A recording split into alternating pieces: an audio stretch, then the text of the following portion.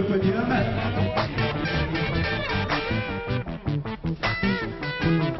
C'est la musique des experts. Ouh, ouh, ouh, ouh.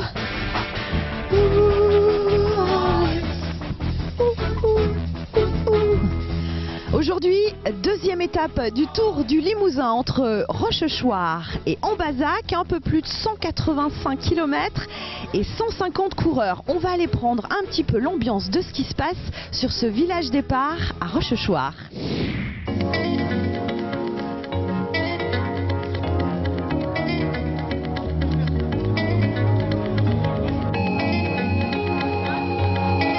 Tu as fait faire une dédicace? Oui. Et pourquoi? Tu le connais?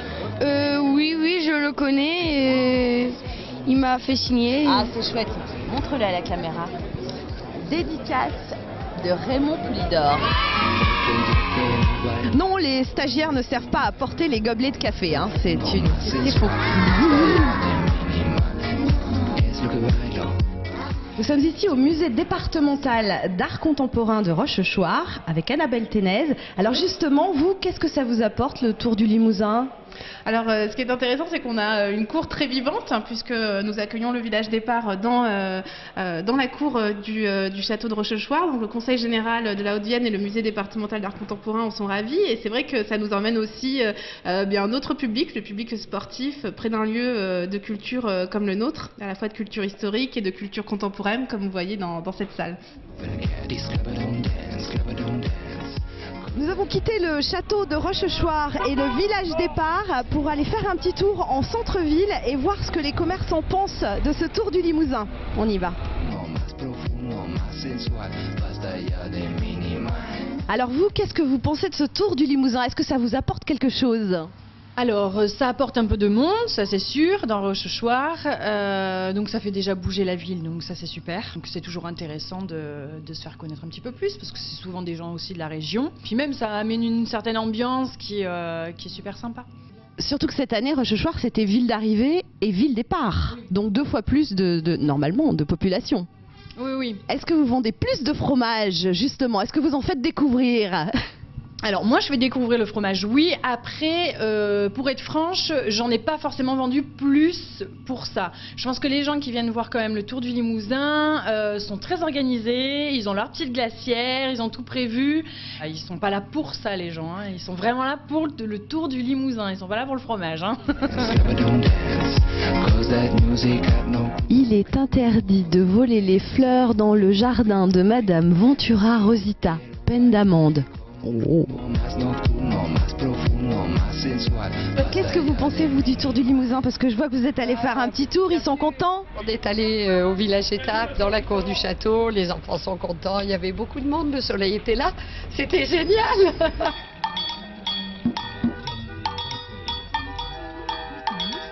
Ben voilà, c'est fini pour ce village départ à Rochechouart. Les coureurs sont prêts, ils vont pas tarder à partir. Et comme vous le voyez sur ce village départ, tout le monde a un petit peu remballé.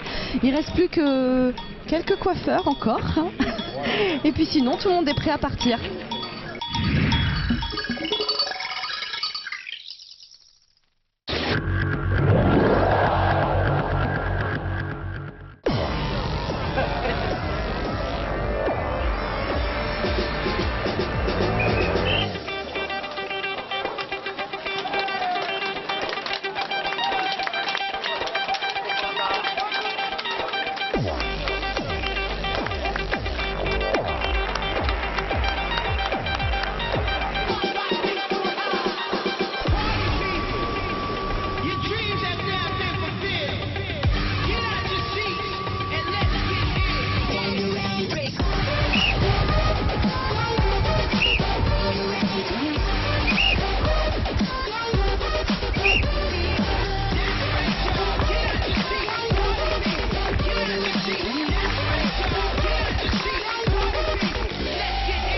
Bon, dites-moi, ça fait longtemps que vous attendez au bord de la route? Oui.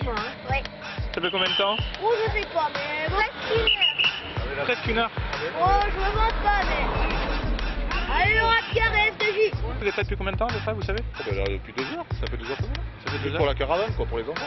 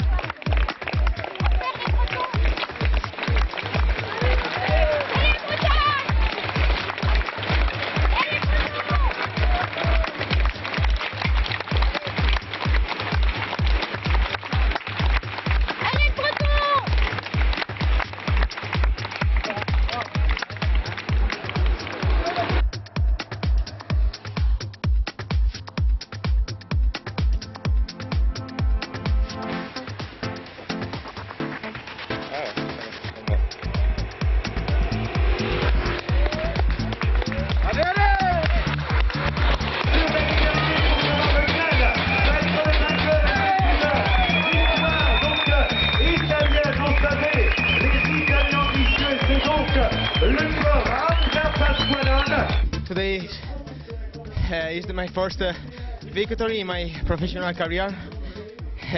I'm very happy. The team are fantastic today. Comment s'est passée un peu la journée pour toi? Jusqu'au moitié des courses, très tranquille, facilement. Et après, c'était très vite. Les routes très étroites, et beaucoup de virages, et très dangereux aussi. Et finalement, assez difficile.